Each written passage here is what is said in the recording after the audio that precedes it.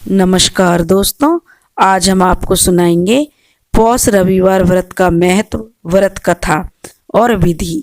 अगर आप हमारे चैनल पर नए हैं तो प्लीज़ हमारे चैनल ज्ञान गंगा को लाइक करें, सब्सक्राइब करें और शेयर करें। मल मास 1 माह तक रहता है। यह पौष मास से प्रारंभ होता है और मल मास में समस्त शुभ कार्य वर्जित होते हैं, परंतु इस समय अपने इष्ट देव की आराधना व दान पुण्य करने का विशेष महत्व है। इस मास में किए गए दान पुण्य अधिक फल प्रदान करते हैं। मल मास में शुभ कार्य नहीं करने चाहिए, जैसे यज्ञ, तीर्थ यात्रा, देव मूर्ति स्थापना की प्राण प्रतिष्ठा, यज्ञ, पवित्र संस्कार, विवाह, गृह प्रवेश, वास्तु पूजा, कोई भी मांगलिक कार्य नहीं करते हैं। इस मास में प्रतिदिन घर की महिलाओं को प्रातः स्नान आदि से निवृत्त होकर भगवत गीता के पाठ करने से सारे कष्ट दूर हो जाते हैं। भगवान विष्णु की कृपा आप और आपके परिवार पर बनी रहे, अखंड सौभाग्य मिलता रहे, इसके लिए इस मास में रविवार का व्रत कर भगवान सूर्य को आसानी से प्रसन्न किया जा सकता है। भगवान सूर्य पुष्प आदि के द्वारा पूजन करने से आसानी से प्रसन्न हो जाते हैं और उत्तम फल देते हैं। यदि इस रविवार को व्रत करने वाला भगवान सूर्य नारायण की आराधना में तत्पर रहे तो संतान आज्ञाकारी होती है तथा माता पिता से अधिक स्नेह करती है और संतान का तेज सूर्य के समान बढ़ता है। प्रभाव, मान सम्मान, समाज में प्रतिष्ठा मिलती है। अलूना भोजन करें, सूर्य भगवान की आराधना करें, दिन में 3 समय सूर्य को अर्घ्य प्रदान करें। इस दिन छाछ नहीं बनाएं, महिलाओं को सिर नहीं धोना चाहिए, इस दिन तेल नहीं खाना चाहिए और इस दिन नीले वस्त्र भी नहीं पहनने चाहिए। पूजा करके कहानी अवश्य सुननी चाहिए। दोस्तों, एक गांव में एक साहूकार रहता था। उसके कोई संतान नहीं थी। एक दिन साहूकार सुबह सुबह घर से बाहर गया। उसने देखा एक किसान खेत में दाना डालने जा रहा था और साहूकार के मिलते ही वह वापस लौट गया और बोलता गया, आज तो शगुन अच्छा नहीं हुआ, निर्बंसी का चेहरा देख लिया। किसान की बात साहूकार ने सुन ली। उसका मुंह बहुत उतर गया और वह बहुत उदास मन से अपने घर को वापस लौट आया।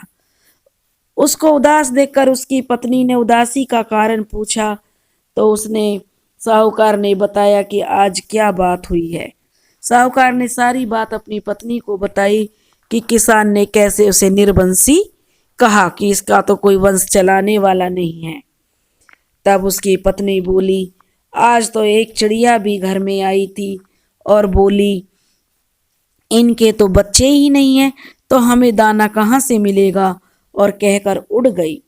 अब साहूकार को क्रोध आ गया और उसने उसी दिन से भगवान सूर्य भगवान की आराधना करने का प्रण लिया और 12 बरस बीत गए। किसान जो सेठ था, साहूकार था, उसको 12 बरस बीत गए सूर्य भगवान की पूजा करते हुए।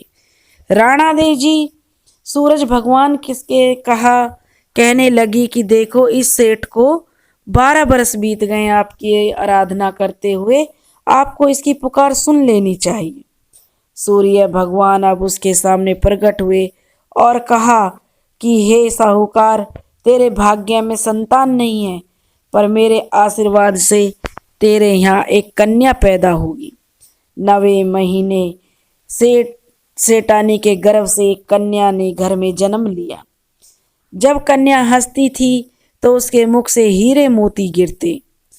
अब कन्या की मालिश करने एक औरत आती थी और जब कन्या हंसती हीरे मोती गिरते तो वह मालिश करने वाली औरत उन हीरे मोतियों को उठाकर ले जाती। तो उसको मालिश करते करते 1 महीना हो गया। उसके बाद मालिश वाली का आना बंद हो गया तो उसकी माँ उसकी मालिश करने लगी तो हीरे मोती उसको मिलने लगे। उसके घर में तो बहुत धन दौलत हो गई, वे लोग तो बहुत अमीर हो गए। उनके तो जो है दिन ही बदल गए। कन्या क्या, उनके घर में तो साक्षात लक्ष्मी का जन्म हुआ। उसके पिता ने सोचा लड़की बड़ी हो गई है, इसकी शादी कर देते हैं, क्योंकि धीरे धीरे लड़की बड़ी हो गई थी। उसकी माँ ने कहा मेरा तो जो उठते ही इसका मुंह देखने का नियम है, क्योंकि उसके माँ के मन में तो लालच था कि बेटी की शादी कर दी तो धन दौलत जो यह हस्ती है, हीरे मोती गिरते हैं, वे मिलने बंद हो जाएंगे। तो उसने सेठ से कहा कि हमारे एक ही तो बेटी है, क्यों ना हम एक घर जमाई बना कर रख लें। इसके लिए हम कोई गरीब लड़का ढूंढ लेंगे, क्योंकि हमारे किसी प्रकार की कोई कमी नहीं है। तो गरीब लड़का जो घर जमाई बनने के लिए भी तैयार हो जाएगा। अब उसकी यह बात सेठ को सही लगी और उसने एक गरीब लड़का ढूंढा और उसके साथ अपनी बेटी की शादी कर दी। शादी के बाद रोज सुबह उसकी माँ उसको उठाने जाती तो उसके जो जमाई था उसको बहुत बुरा लगता। तो लड़की ने प्यार से अपने पति को समझाया कि मेरी माँ को मेरा मुंह देखने का नियम है। एक दिन जमाई ने लड़की को उठा दिया और देखा कि हीरे मोती उसके मुंह से गिर रहे हैं, तो उसके पति ने उन हीरे मोतियों को उठा लिया। बाद में उसकी माँ आई तो समझ गई कि जमाई को यह बात पता चल गई है कि वह हीरे मोती उसके मुख से गिरते हैं। अब उसकी माँ के मन में तो लालच था, लालच ने घर कर रखा था। उसने अपने जमाई को मारने के लिए एक योजना बनाई। उसने एक आदमी को भेज दिया और अपने जमाई को मरवा दिया।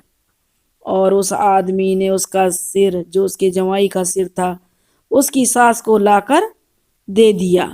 राणा देवी जी सूर्य भगवान से कहने लगी कि भगवान, हमने जो हमारी लड़की दी थी उसके पति को तो उसकी माँ ने मरवा दिया, हमें तो उसकी रक्षा करनी चाहिए।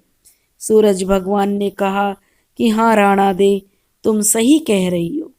अब वो सूर्य भगवान ने ब्राह्मण का रूप धारण कर भिक्षा मांगने के लिए उस औरत के घर पहुंच गए और भिक्षा में उसके जमाई का सिर ले आए और अंग जोड़कर इमरत का छींटा लगा दिया। उसका पति जीवित हो गया। लड़की जो है पौष रविवार के व्रत का नियम था, वह जो पौष के रविवार का व्रत रखती थी, वह पूजा करके कहानी सुन के भोजन करने के लिए पति का इंतजार कर रही थी।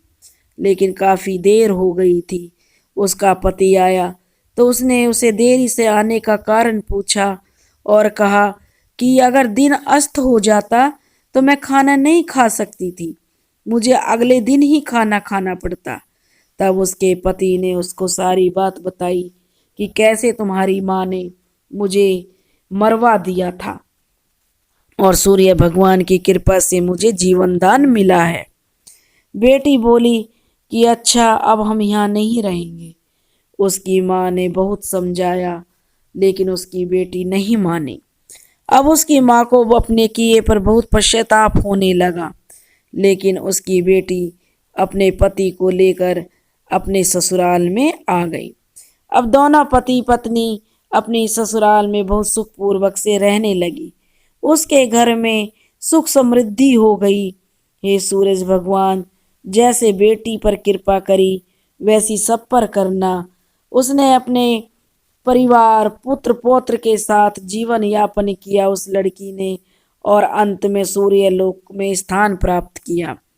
हे सूर्य भगवान, जैसे आपने उस लड़की के सुहाग की रक्षा की, वैसे सबके सुहागों की रक्षा करना। जैसे लड़की को दिया वैसे सबको देना। बोलो सूर्य भगवान की जय।